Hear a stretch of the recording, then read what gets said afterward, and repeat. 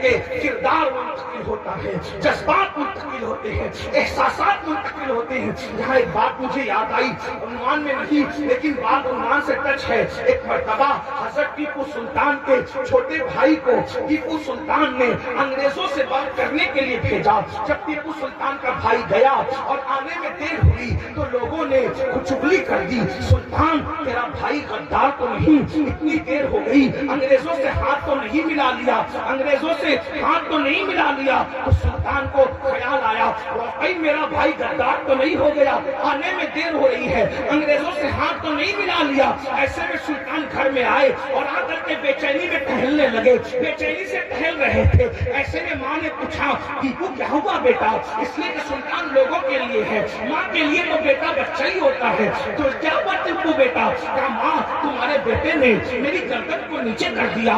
ماں کو حیرت آئی، ماں اٹھ کر کے کھڑی ہو گئی، کیا بک رہے ہو؟ میرے بیٹے نے گردن کیوں نیچے کر دی؟ کہا ماں انگریزوں سے بات کرنے بھیجا تھا، گیا ابھی تک نہیں آیا، لوگ باتیں کر رہے ہیں کہ سلطان کا بھائی غدار تو نہیں، ملک کا سودا تو نہیں کر کے آیا ہے۔ ماں نے کہا خدا کی عزت کی قسم مائیں سن لو، ٹیپو سلطان کی ماں نے کہا خدا کی عزت کی قسم میری کوئی اولاد نہ ملک کی غدار ہو سکتی ہے نہ مذہب کی غدار ہو سکتی ہے، تمہارے لوگ جھوٹ کہتے ہیں سلطان۔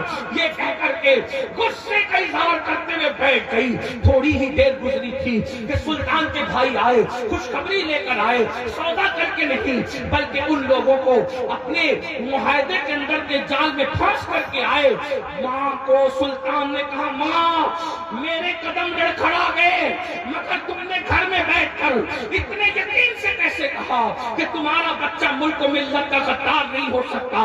ماں نے کہا بیٹا تیری ماں نے تجھے اور تیرے بھائی کو کبھی بغیر وضو دودھ نہیں پلایا، یہ باوضو دودھ پلانے کی برکت ہے۔ میری اولاد نہ کبھی ملک کی غدار ہو سکتی ہے نہ مذہب کی غدار۔